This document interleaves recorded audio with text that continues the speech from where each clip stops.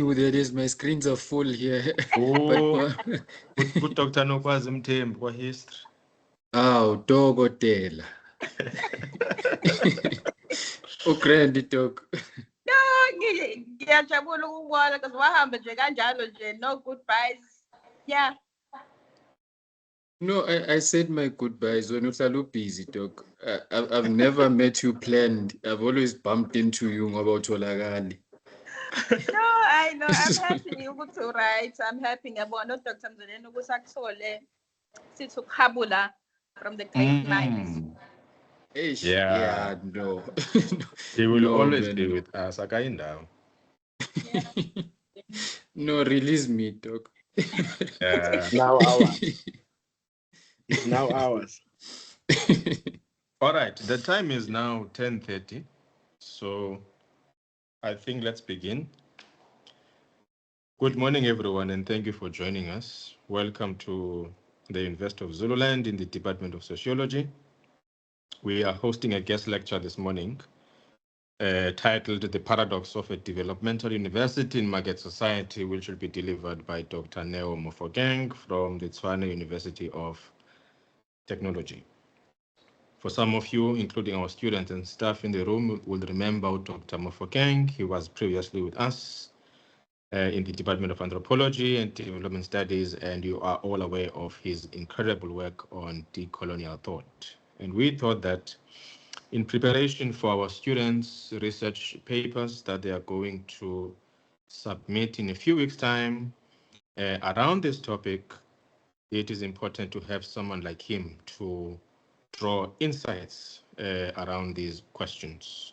This is a third-year course titled SSGI 331, Advanced Analysis of Organizational Development, where we look at institutions in the discipline of industrial sociology from a critical point of view. And one of the institutions that we've been most interested in around this course, Dr. Mofokeng, is this animal called the university, which has a public mandate to develop society, transform society, but it is operating, Doc, within a global neoliberal framework that continues to drive public institutions towards a profit doctrine. And profit doctrines, as we're all aware, they seek to advance the status quo, power, and benefit for a select few billionaires at the expense of the people. So how can we drive universities towards a direction where they'll serve the people rather than the profit margins of those in power? Those are the questions that we're going to be entangling today, and Dr. Mofokeng will draw for us how does this plays out in the market society where we are trying to build developmental universities and the emerging paradoxes around that. So thank you for everyone who has taken time to join us, and I will not hold the mic for too long. I'll hand it over again to Dr. Mofokeng. Give us your thoughts, Doc, for about 20 to 30 minutes, and then the remaining slot will be allocated to our students to have a conversation with you. Over to you, Doc. Dr. Mzoleni, thanks. Thanks for that warm welcome. And thanks for the invitation to join your class. I've followed some of the guest lectures, and yeah, you guys are busy with some very interesting work this side. So it's really a privilege to be joining you. You've actually just done half of my work, or maybe half of the work of the students. My approach to our conversation today is going to be slightly different from how you opened it up, because when you sent me the invitation, you said the students have an assignment, a research assignment that's going to be dealing with these questions. So I thought perhaps I wouldn't want to necessarily give direct answers, if I can put it that way, but I would like to have us think together, right? So I think if I'm at the end of the lecture, I'll be leaving you with what I call some postscript questions where I think, some of the students interested in this type of research work will perhaps want to think about those questions. I am not going to much engage in them unless you draw me to do that. But yeah, that's what we're going to do. So thanks again for this invite. There's a song which I hope Dr. Mzileni will be able to share with you. It's okay, we don't have to play it in this class. It's called Wolves by Dead Prez. It's a bit of an older song. A lot of you guys might not be aware of it. I think it was released in the year 2000. And it essentially talks about wolves and how, you know, when wolves were being hunted in the Arctic, they would be tempted with blood that is put on a blade, on a knife. And so the wolves would come and lick this blood, thinking that they are feeding themselves, but actually they are cutting their own tongues and will bleed themselves out to death, right? And I wanted to use this. Dead Prez is relating it to the use of drugs in the USA and all that sort of thing. But I wanted to relate this to the story of coloniality in our lives. You know, something that you really think you're benefiting from, but essentially you are what we called, you know, well, not necessarily we weren't the first people to use that term, but we used that concept in a paper, in a book chapter that we wrote, where we argue that there's a sense of self-colonization, which seems like it is progress, but essentially it is killing oneself, right? And so this is kind of the theme that I want us to draw from. And before we get into the notes that I would like to share with you, I'd like, if you can, for you guys to please just, you can take a photo of this slide and post your responses in the chat. I can't see the chat. I can't see anything actually except for my slides. But if you can post these in the chat, or you can just make a note down on a piece of paper, just to reflect on ourselves, right? Because it is quite important that when we start thinking and doing the academic work that we're doing, it's quite important that we reflect on who we are. I'm not sure if some of the students from TUT who asked for me to share this lecture link with them have joined us, but we tried to do some of this in class as well, where I am here. we. I'm here to. I am Okay. here. Oh, okay, thanks. Sure, thanks, Indy. That's one of our students at TUT, one of our postgrad students. Part of what I would like for us to think about quite carefully is, why are you not, let's not think about society and the entire institution and all of these things, but think about ourselves, right? Why are you specifically at university? Why did you feel, or why did you elect to come here? Were you forced? Did you choose to come here? Why are you pursuing a formal education? Why didn't you go to a different institution rather than a university? And what matters to you? What matters most to you? Is it what you learn? Would it still be worth it if you were to learn all of this and not get a certificate at the end of it to say that this person has undergone this course? And what do you even think is more important? Is it what you actually learn and are able to do? And by doing here, I don't just mean the practical doing of things, lifting the heavy machinery, but I also mean lifting the heavy machinery intellectually, right? Does it matter that you learn to think critically? Because Dr. Mzileni and I were just talking a moment ago about ChatGPT and how he hates that thing, right? I think at this point I can conclude that he hates it. Um, but why is it that so many of us are tempted to use ChatGPT for our studies? We know that we're not really learning when we do those things, but we still do them. Is it because the certificate is more important than the process and the learning? And is this perhaps why some lecturers who appear to be very strict around the use of AI are not even favored by a lot of our students? Because they appear to be gatekeepers, right? You are now standing between me and my certificate and what I can do with it. So I'd like for you to reflect on these questions.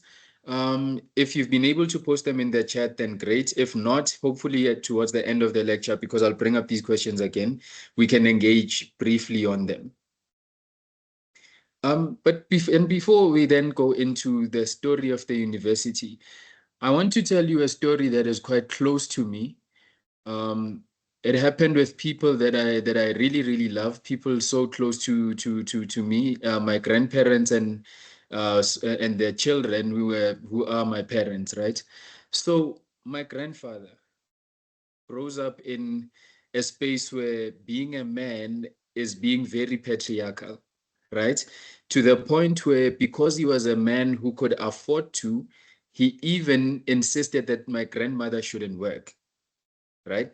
So because my grandmother was not permitted to work, and which is an arrangement that worked fine for my grandmother, I confirmed this with her, right? She was happy to do that. She had all the time to take care of her family at home. And one of the strange things, strange in inverted commas, that my grandfather insisted on is that he wanted to come home to the food being cold. Why? When he got home at like 5, 6, 7 in the evening, if the food is cold, it shows my grandfather that my grandmother cooked early in the day. She wasn't just sitting doing nothing all day, right? But also, my grandmother had to be up early in the morning to start preparing the home for the children, doing things like sweeping the yard and keeping everything clean, right? And this it worked for them. It's an arrangement that worked. Um, and for my grandmother, these things became virtues. They became important. So as a girl child, especially, you have to wake up early in the morning and go do these things, right? Help her around the house. And the same would happen with my uncles, because with my uncles as well, they had to learn from my grandfather how to be a strong man, taking care of your family, making sure that things happen in a particular way. And it worked for them at the time. Um, and this waking up early and taking care of the home when they were children, perfect. But what was not necessarily accounted for was the fact that time is moving, and as time moves, things change. So society is changing.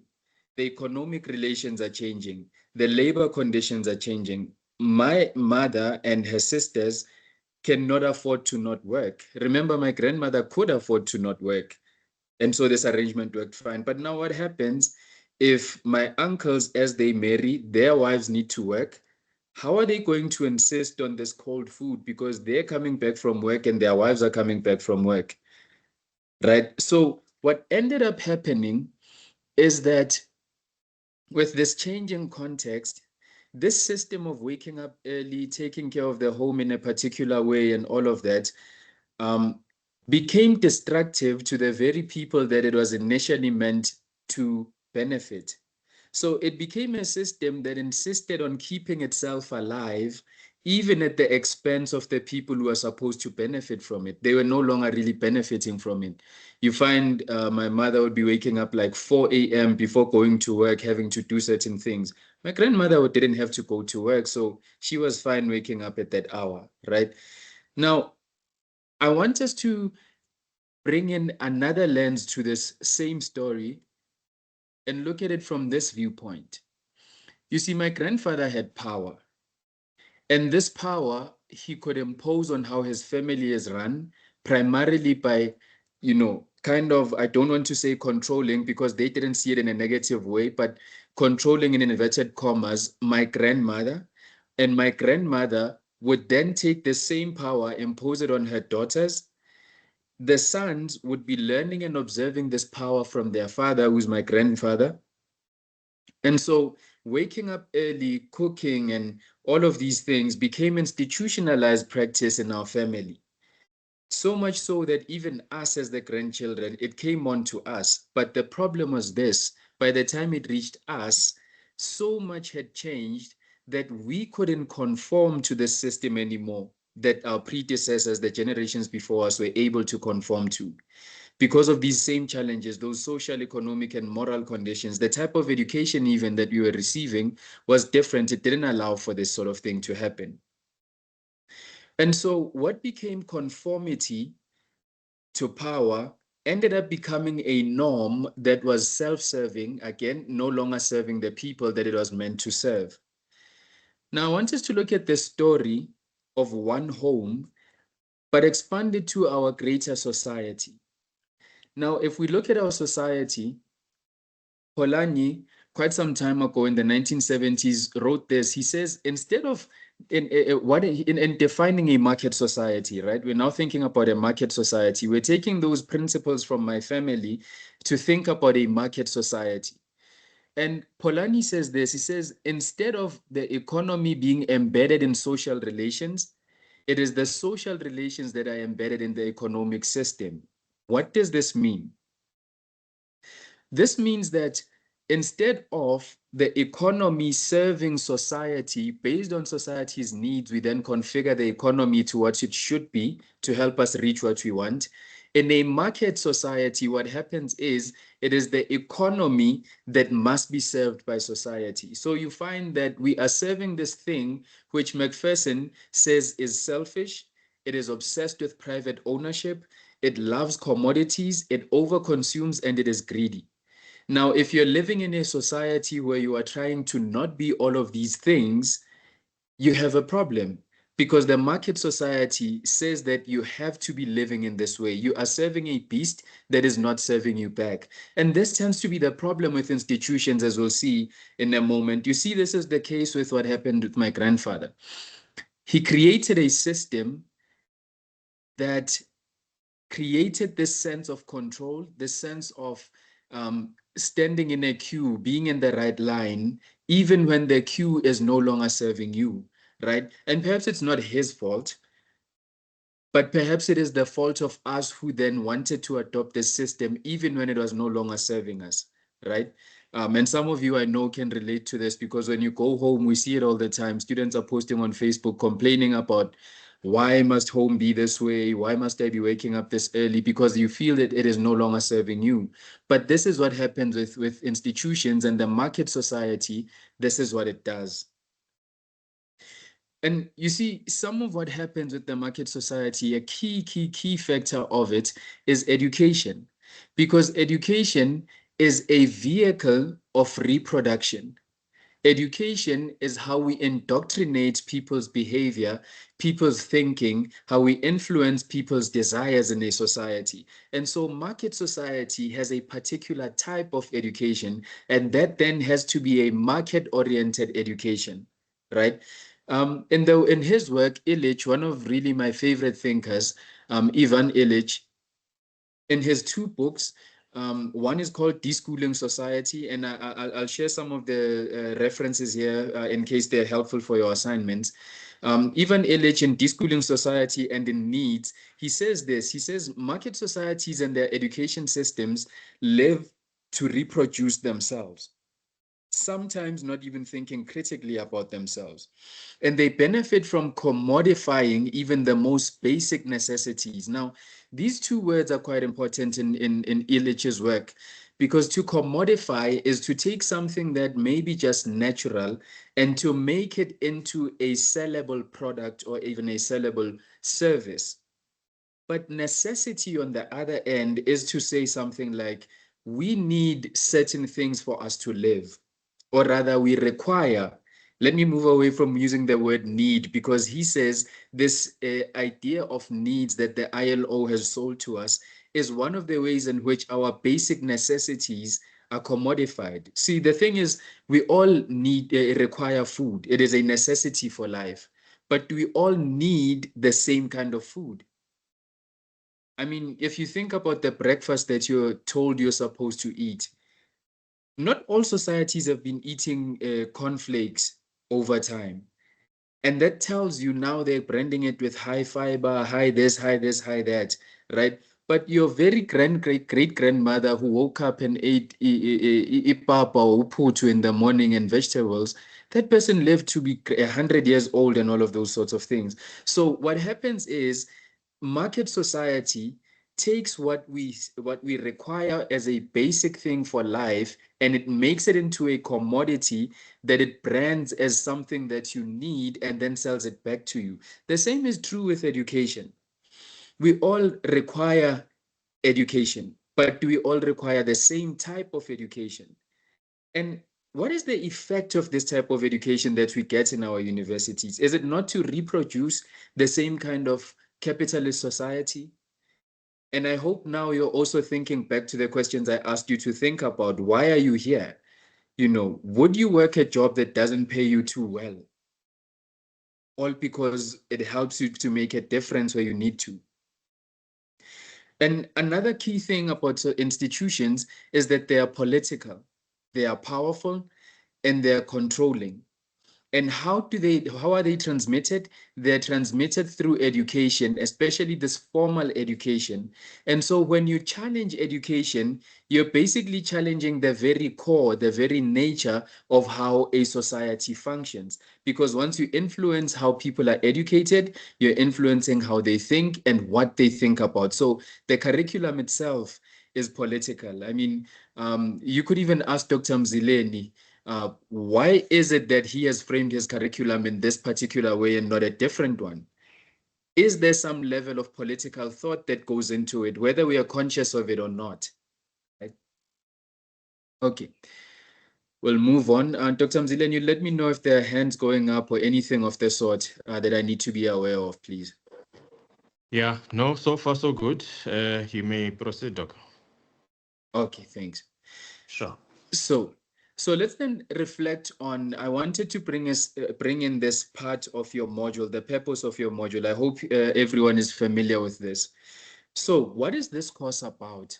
It says that the course is offered in industrial sociology, which is a subdiscipline of sociology that closely examines how social forces, how highlight this, social forces build, shape, influence, transform, and disrupt institutions and organizations. What I want you to highlight from that is that every institution, educational institution, economic institution, whatever type of institution we have, is in one way or another a social institution. And I want to take that further and argue, and I'm happy to have this debate, argue that even every discipline that we have in universities is a social discipline. We may not call it a social science, but it is a social discipline. Someone might say, but engineering is about the hard sciences and all of these things, but engineering is responding to a social need, or it is even creating a social need. You think about marketing, it is meant to influence society and all of these things. So no discipline can ever claim to not be social in its nature or in its origin. And at the same time, every institution is social in its nature and it is social in its origin. Now, thinking about this, we then have to ask the question, what kind of institutions do we want in our societies? What kinds of institutions do we want in our societies? You see, the market society is a type of society that leads with the market, it leads with capital, it leads with the economy ahead of itself, right? And the problem with this is it subjugates the social over the economic. So in a market society, you are not as important as how much you make. Okay. With that in mind, I want us then to turn our attention to the developmental university. Fredua Kwateng says that a developmental university in his definition is an academic establishment dedicated to making a direct and indirect contribution to all aspects of society's development. You see, the point of a developmental university is society's development, not economic development. Economic development follows where society goes. McCowan gives us these three primary characteristics of a developmental university. He says, first, it is service to society. That is the primary mission. It is egalitarian, so it requires and it argues for that equality amongst people to the point primarily of prioritizing the poor. It focuses on non-academic impact. So yes, it focuses a lot on academic impact. However, it also focuses on non-academic impact and not exclusively, but are concerned not only with contributing to academic debates, but in positively influencing society in a practical sense. So you'll find these type of universities, developmental universities will even prioritize things like community engagement.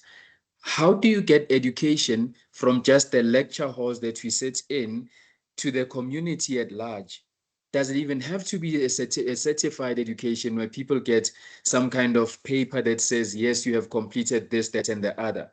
Or is it about bringing the knowledge to people where it is going to be most helpful? So the developmental university is not thinking about serving itself. It is not thinking about serving the market, but actually it is thinking about serving society. What are its responsibilities? It challenges being controlled by the market. So the university itself refuses to be controlled by the market. Instead, it is controlled by the needs of the society that it is part of.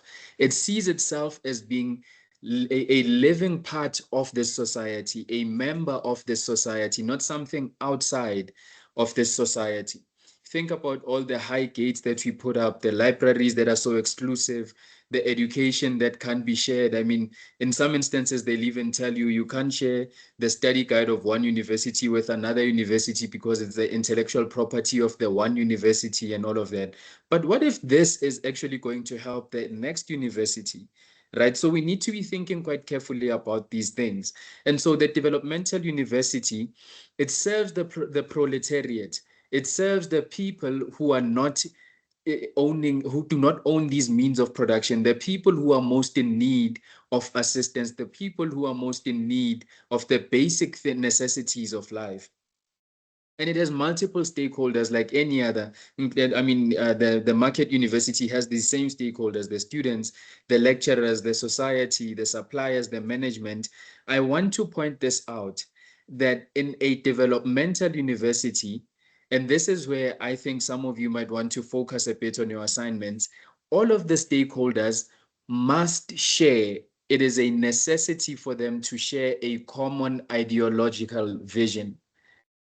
Once you can mobilize all of these people, because here, for example, the suppliers must be amenable to not making the highest profit because they understand that the work that they're doing is meant to assist society, not to line their pocket.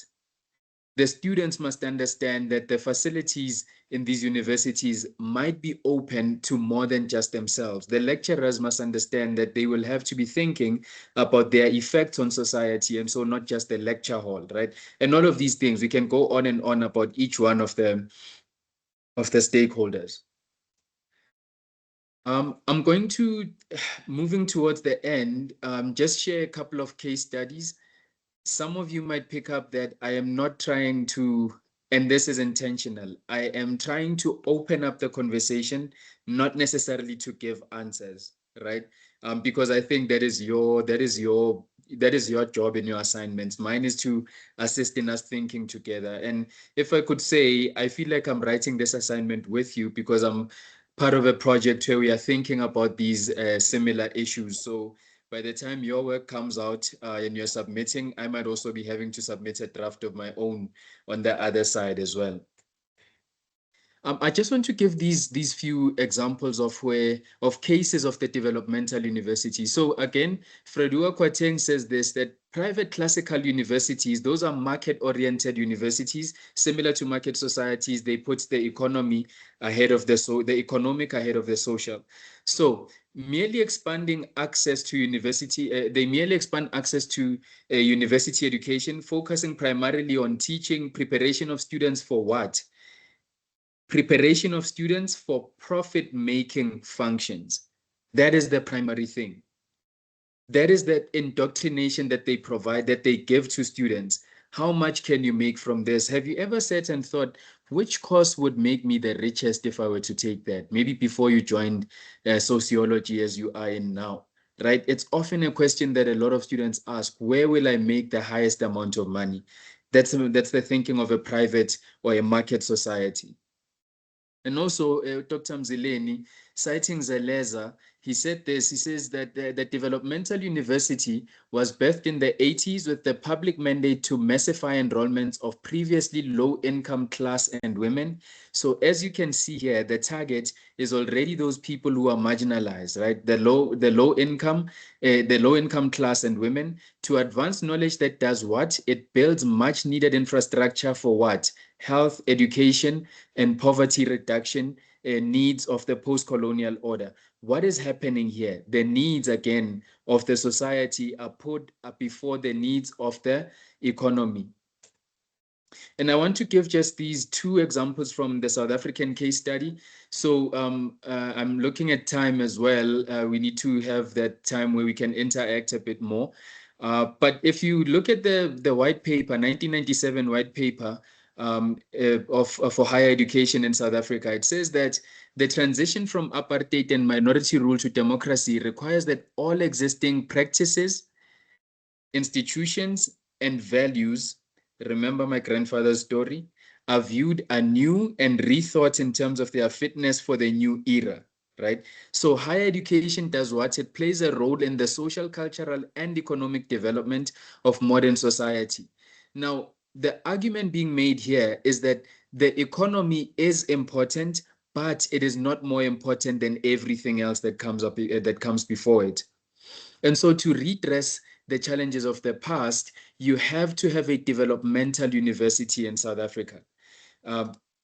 Similarly, in some of the quality assurance bodies in South Africa, higher education, SAQA says this, that success or even survival demands that South Africa has a national education and training system that provides quality learning, first of all, responsive to the ever-changing influences of the external environment, and promotes development of a nation that is committed to lifelong learning. Once more, all of these things will assist the economy later, but you do not put the market ahead of the university. And that's where the paradox lies here, is that the developmental university responds to society, not necessarily maintaining the market. It is part of and it serves society. It is not the exclusive preserve of those who are rich, as we saw with apartheid education, for example. It's concerned more about people than it is concerned about the market. It has a conscience, and so it is opposed to education that harms people. It is an instrument for change. It is not obedient to the market, and it sees disciplines as a response to social need, not profit-making vehicles. And it sees education and knowledge as public, not private goods. And I don't want to sound here like I'm making the example of UniZulu because because UniZulu has invited me, but in essence, UniZulu stands as a note for African thought in the post-Fees Must Fall era, was actually an example of how a university can become a developmental university by gearing so much of its focus on that which it says society needs, or that which it realizes society needs. And of course, UniZulu's example is not a perfect example. You're not going to find a perfect example, but this is just one example of how, universities can become developmental in their orientation. And again, back to those questions about why you are here, and why you are pursuing this kind of education. Dr. Mzileni, if you'll allow me, I think I'll stop here, and if we have time, share my conclusion right at the end of our Q&A. But yeah, I'll take it back to you, Doc. Brilliant. Thank you so much, Dr. Mofokeng. That was excellent, man. Thank you so much for your valuable insights. Thanks, Doc. And indeed, we were correct to select your name to come help us make sense of these questions. We are not disappointed at all. Thanks. So spot on, Doc. Thank you so much. Now we have 14 minutes left in the room, 1-4. So I don't want to waste any other time, but to transfer the microphone to the floor. It's now up to you, students. You may come through with your questions, comments, so that the doc can have a chat with you. So we've got the first one, Dr. Mofokeng, on the chat box. It says, "Thank you, Doc, for a wonderful presentation." I agree, it was wonderful. I would like to ask a question based on the part where you spoke about the paradox. Can a university truly balance profit making with its responsibility to provide quality education for all. I think this goes back. I think this question also hinges on the paradox. The universities need revenue, money to function. There must be water services, electricity. I don't know why we pay for water and electricity, by the way, in Africa. Story for another day. But there are these services that the institution needs to purchase in the market in order for it to function. There are wages it must pay its labor. There are all these kinds of things that require revenue. And these things are generated out of a market economy. It exists in a market economy. Now, can a university truly strike a balance between the revenue aspect and also the public mandate to provide quality education for all? Okay, I would suggest, Doc, you simply note them. We'll take about maybe 3 or 4 in the first round, and then we'll let you come into the mic to answer them collectively. Let me look for hands. Anyone that maybe wants to ask a question directly over a microphone rather than typing on the chat box. I'll wait for the hands. Let's see.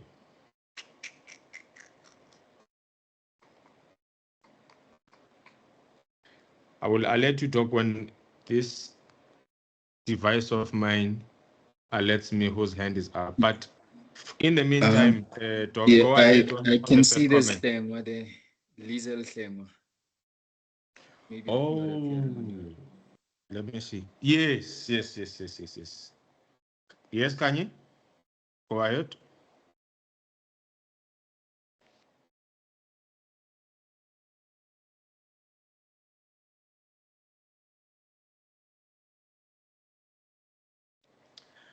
I think you're muted, Lizelle.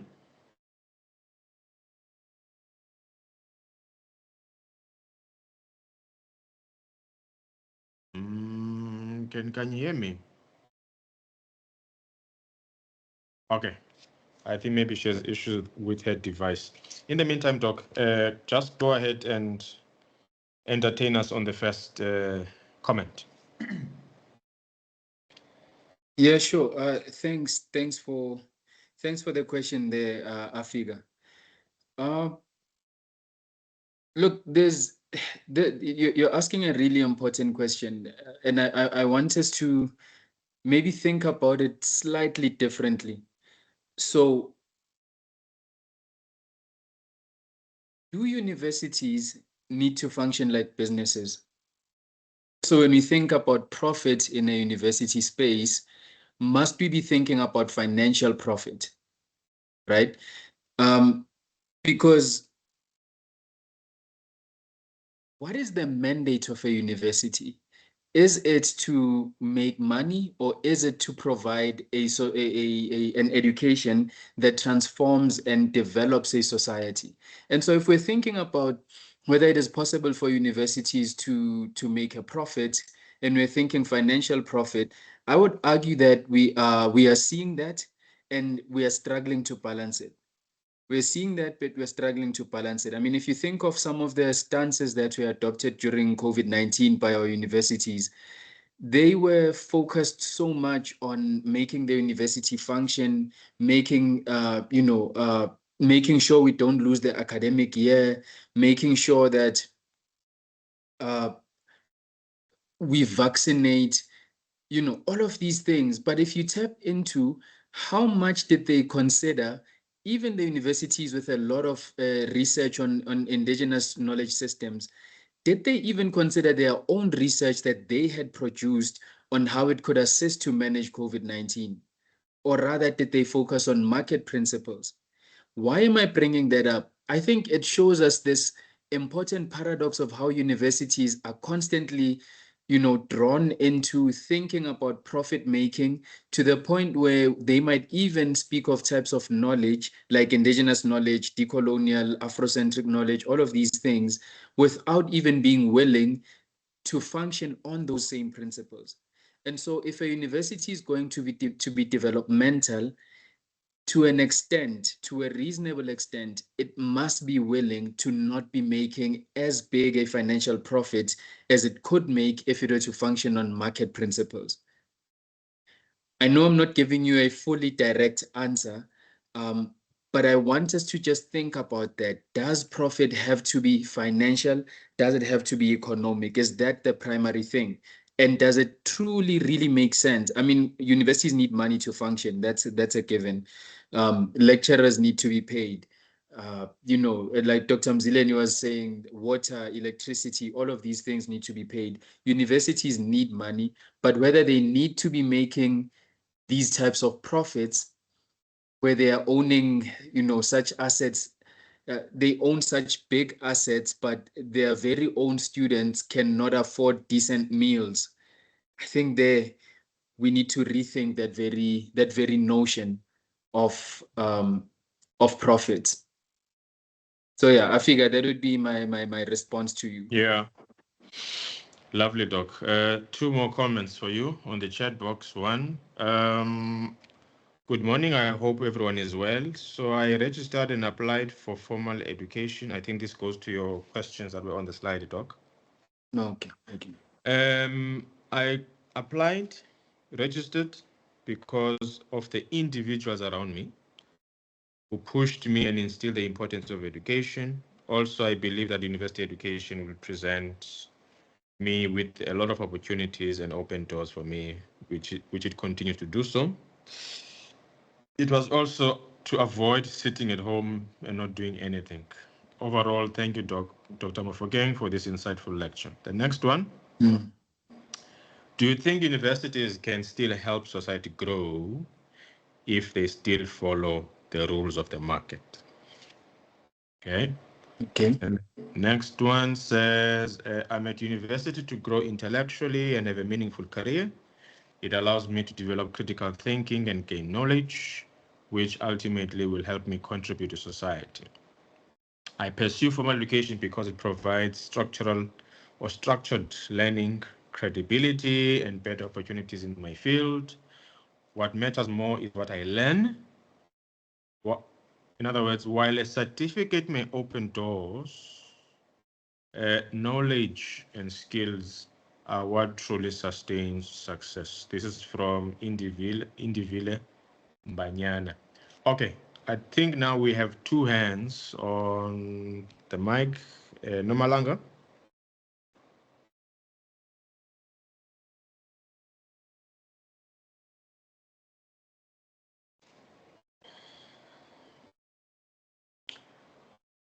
You are muted, Nomalanga. Your hand is recognized. Please go ahead. Okay. Kanye? Good morning, everyone. I'm from the University of Zululand. My question is it possible to consider the paradox of a development university as an outcome to having to indirectly compare to the adherence that they need to with regards to the market, having to function in a predominantly capitalist society? All right, thank you, Kanye. Nolu, you'll be the last one.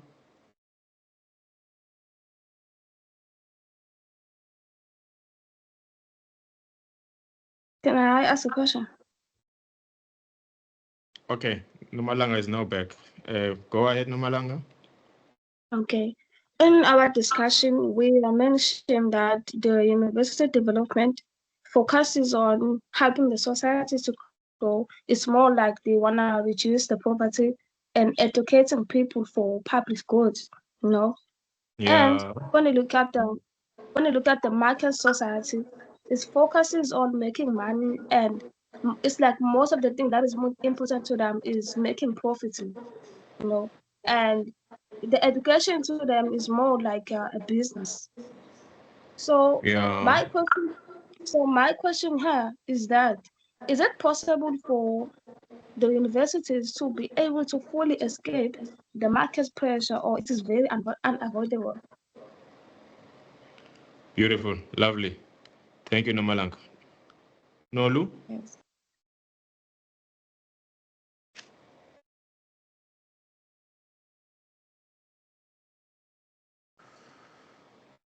Nolu, you are the last one. Please go ahead.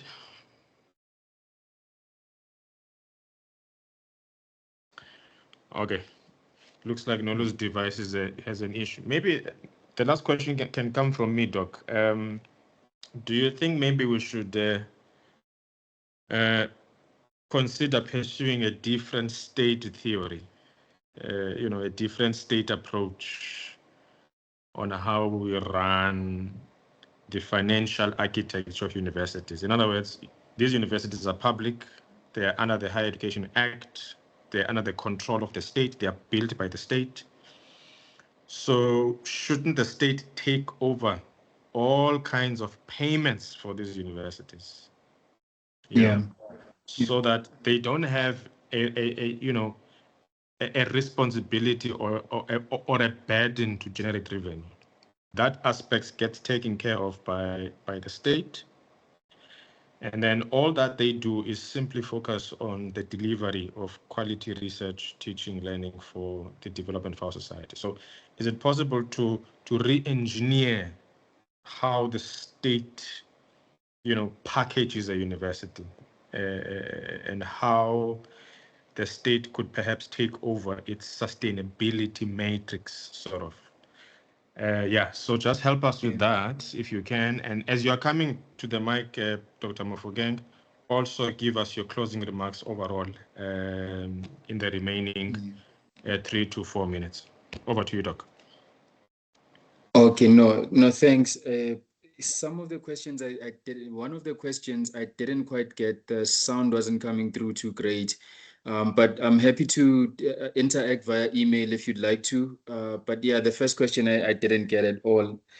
And then Noluvuyo asked whether, we can escape the market as universities. I want to perhaps put this together with Dr. Mzileni's question of whether we can rethink the university and how the state even thinks about the university. And I want to say that we had an opportunity to do this in South Africa.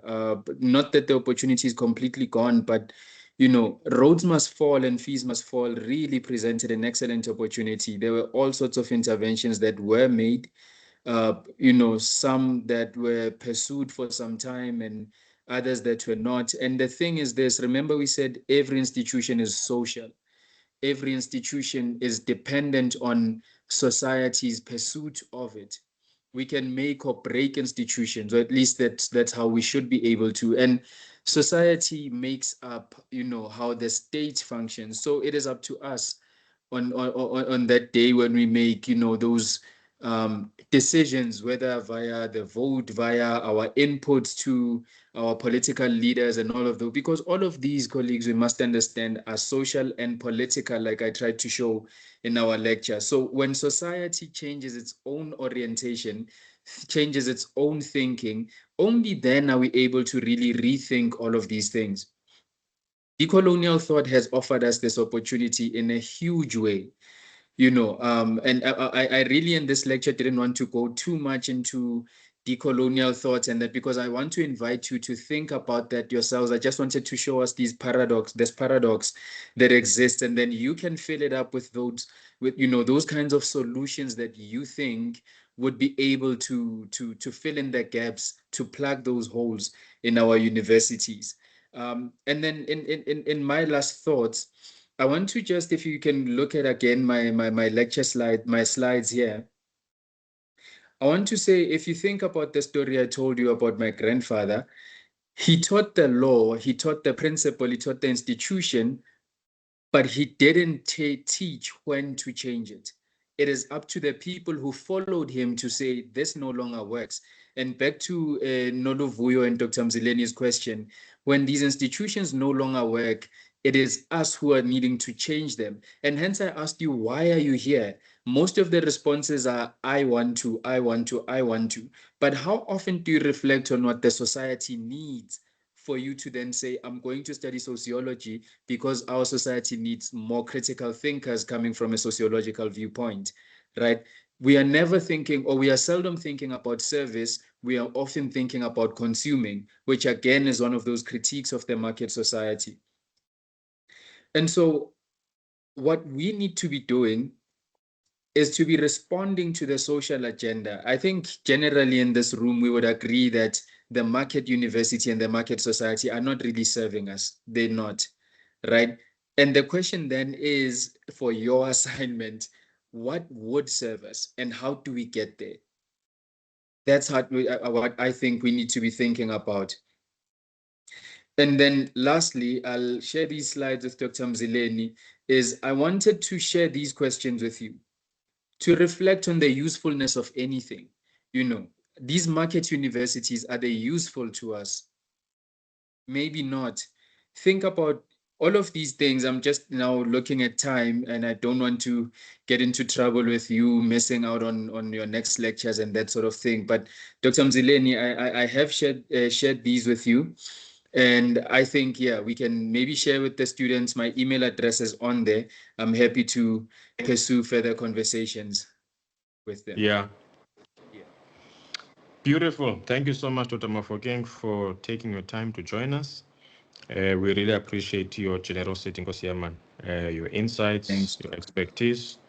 And I also want to appreciate all students who've joined us and everyone else from wherever you were around the country and beyond. Siyabulela for taking time to join us.